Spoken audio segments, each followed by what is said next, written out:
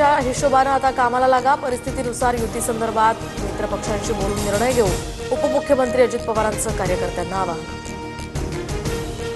आमदार सुरेश धसांच्या मुलाला गाडीची त्यांच्या दुचाकीला धडक, तर अपघातात दुचाकीस्वार नितीन शेळकेंचा मृत्यू। सागर धसांविरोधात गुन्हा दाखल।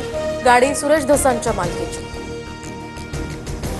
99.74% भरलेलं बोडकसागर धरण ओव्हरफ्लो दरम्यान वैतरणा नदीलगत आजूबाजूच्या परिसरातील गावांना सतर्कतेचा इशारा।